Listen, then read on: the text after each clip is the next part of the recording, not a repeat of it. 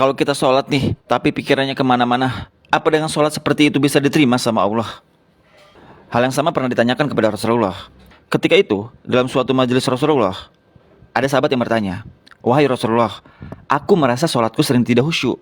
Kadang aku mengingat urusan dunia. Kadang pikiranku melayang entah kemana. Aku takut sholatku tidak diterima oleh Allah. Apakah dengan sholat seperti itu, aku tetap mendapatkan pahala?" Seketika, suasana menjadi hening. Para sahabat yang lain menunduk, merasakan kegundahan yang sama. Mereka tahu betapa beratnya pertanyaan itu. Beliau menatap sahabat itu dalam-dalam. Lalu, air mata mulai membasahi pipi Rasulullah. Para sahabat terkejut. Mereka jarang sekali melihat Rasulullah menangis dalam keadaan seperti itu. Dengan suara yang bergetar, Rasulullah SAW berkata, "Demi zat yang jiwaku berada di tangannya, sungguh setan tidak akan pernah berhenti berusaha mencuri bagian dari sholat seorang hamba hingga ia teralihkan. Tetapi ketahuilah, Allah tetap melihat usahamu." Seketika Rasulullah terdiam dan menarik nafas dalam, lalu berkata lagi, "Wahai saudaraku, jika engkau meninggalkan sholat hanya karena takut tidak khusyuk, maka setan akan menang. Tetapi jika engkau tetap berusaha sholat meski dengan kehadiran pikiran yang mengganggu, ketahuilah, setiap kali engkau berusaha kembali kepada Allah dalam sholatmu, saat itulah Allah menyambutmu."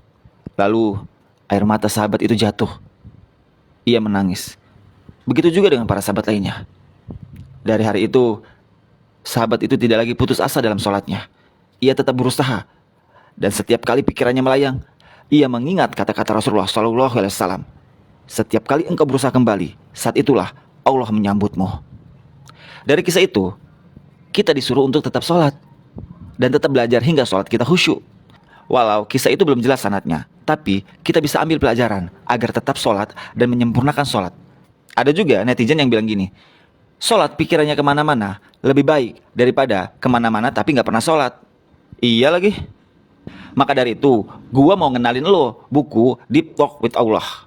Merasakan nikmatnya sholat yang bertahun-tahun tanpa rasa. Jadikan sholat itu menjadi nikmat. Buku ini kalau dibaca akan bisa mengembalikan nikmat sholat yang hilang. Dan kalau sholat itu sudah nikmat, maka kita akan menunggunya, menantinya kapan waktu sholat akan masuk. Dan kita akan bergegas mengambil air wudhu, bahkan sebelum azan dikumandangkan. Kan nikmat. Teman-teman, jika kita sedang di posisi tidak bisa merasa nikmat dalam sholat, merasa hambar, tidak ada kenikmatan, pikiran kemana-mana, buku ini cocok buat teman-teman.